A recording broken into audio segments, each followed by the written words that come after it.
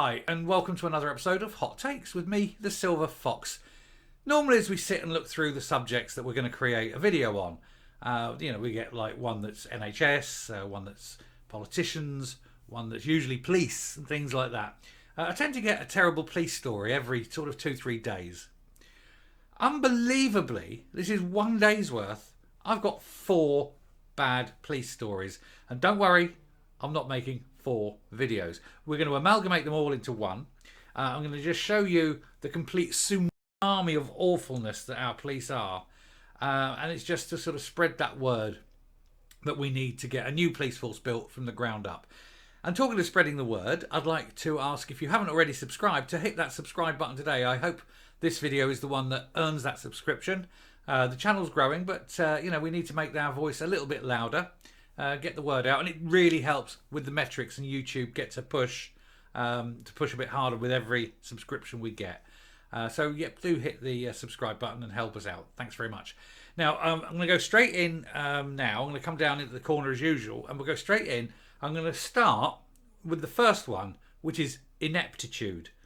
It's the only one that's ineptitude. The others are far worse. But we'll start with the simple one, which is just plain police stupidity. Here we go. So this is the first story. Suffolk Police accidentally published the identifying details of hundreds of SA victims on its website and sparked an investigation. Now you've got all these people, it's going to be mostly women, who are already once the victims of assault, of that particular type of assault. And instead of being looked after, protected and safeguarded, the police, Suffolk Police in this case, release all those details out there for anyone to see. There's no privacy, there's no discretion. Why on earth? Well, why on earth was it published? But why on earth was it ever in a position where it could be published? Surely information like this should be completely sort of air-gapped from anyone who is responsible for publishing anything on the police website. It's ridiculous.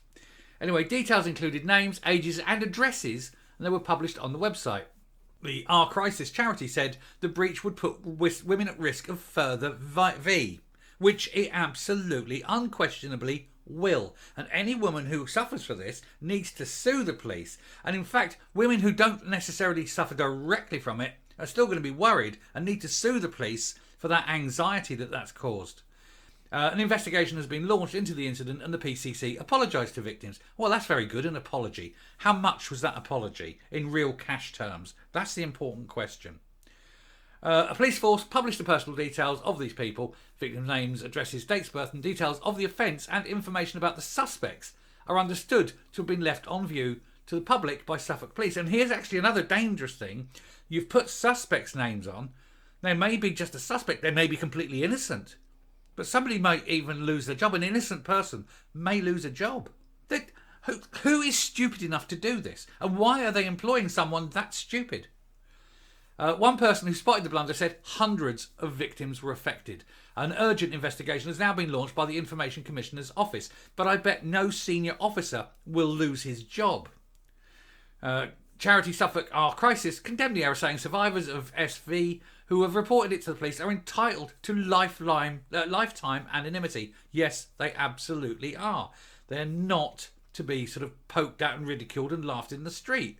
They're not to be having hushed conversations. Oh, that's her from number 14. You never guess what happened to her, for God's sake. Anyway, survivors have a right to safety and security, and if perpetrators were to have access to women's addresses and contact details, this would be a considerable safety risk and could put women at threat of further V. Yes, it could. Imagine a woman who's suffered, has moved away, has started to try and build a new life, and then they've just published her name and new address. Well, the person who did it could come and see her and visit her again. This is down. Now, I'm not saying that in this case anyone did this deliberately, but it is just the level of stupidity and ineptitude you come to expect from a police force that employs morons and people who fail the entry exam for the police, who then have another go and pass because they feel sorry for them. And that needs to be looked at. And whoever is responsible needs to lose their job. It's the only way to stop this happening again, is the threat of unemployment and it's got to be a senior officer that does it. Suffolk Police said they're made aware that some personal information which should not have been uploaded could be accessed via the website. The matter was quickly resolved and the information can no longer be accessed. I don't think they understand how the internet works. There's people out there with Wayback Machines and it scans and crawls the web and saves pages. Yes, it's possible to get to that page by using a Wayback Machine. It is serious. It's a serious breach of trust.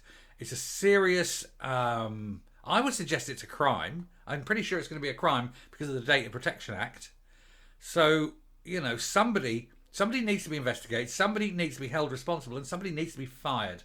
But that's one story. And that's a terrible story, and it's terrible for the victims there.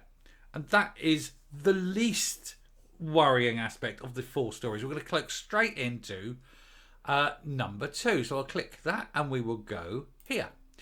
An on-duty female officer, 38, who was found slumped behind the wheel of a patrol car clutching a bottle of wine was more than 3 times the drink-drive limit. How dare the police pull us over on threats of drink driving charges when we cannot guarantee that they are sober? It should now, from this story onwards, it should be a case that no police officer can breathalyse a driver unless he too is breathalyzed. So any officer who arrests a drink driver must take the same breath test at the same time. Otherwise, how do you know? But it goes to show this is the police. Helen Kane, 38, was stopped on Wags Lane in Wickham on the 3rd of November last year, a year ago.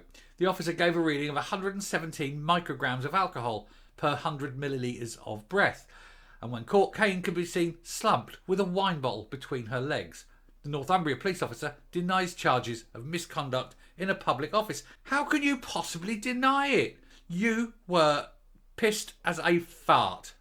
So anyway, a female police officer who was found to be more than 3 times over the alcohol while on duty was slumped behind the wheel holding a bottle of wine, a trial has heard. Helen Kane, 38, was stopped in a car in Wickham, in Gateshead, November the 3rd last year, after a dog walker found her behind the wheel of a parked car.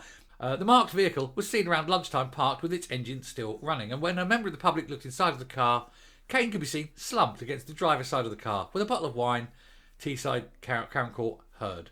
So she's denying it, but there's no way she can get away with this.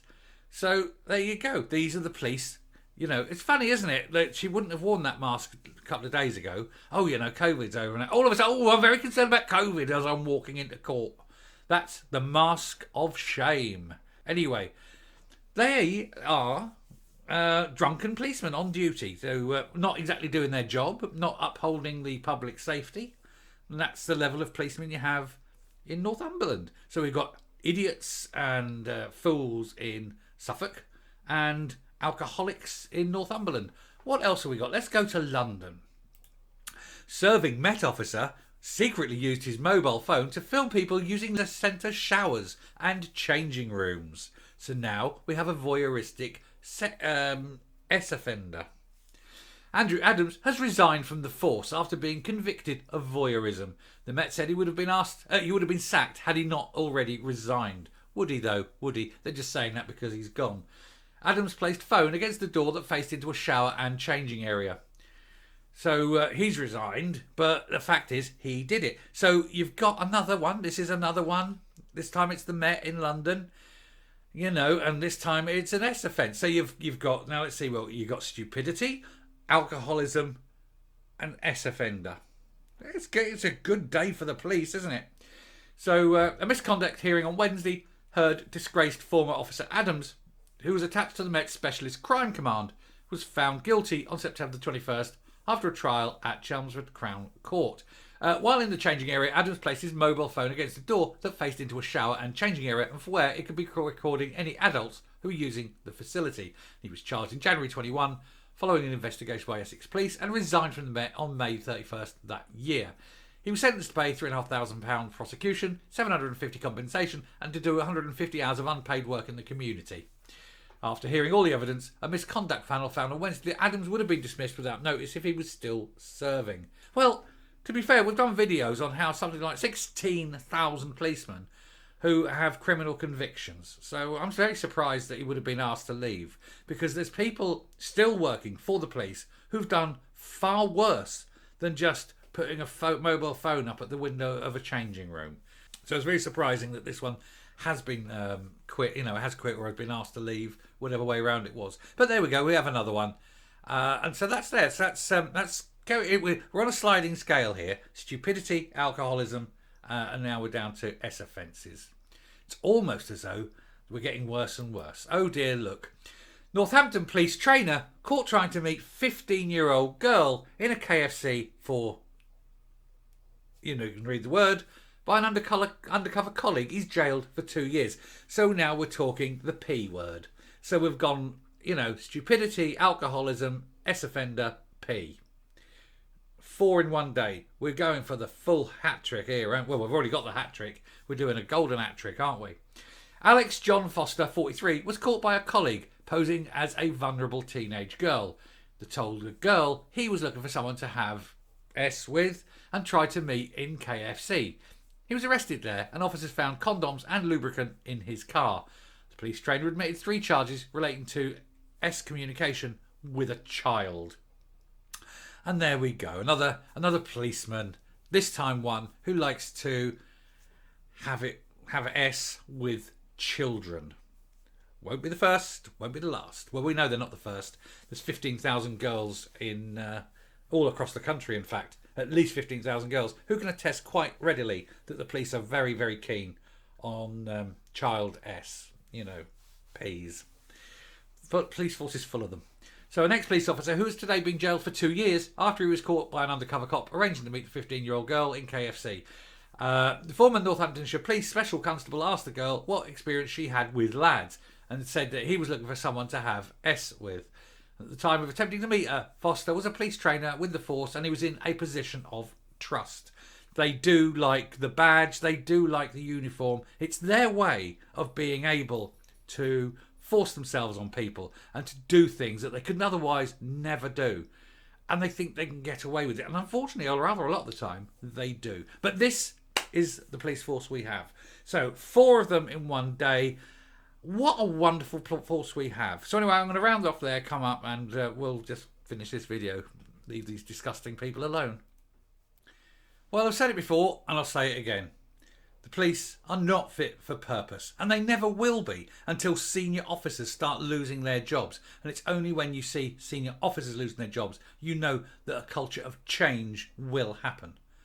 Also, a full and rigorous background checks and vetting procedures must be implemented, and not just at the time when someone joins the police. It must be regular throughout their entire career. Every 2-3 years, a complete check to make sure that these people are maintaining the level of service and level of honesty that is required of them by us, the people who pay for them.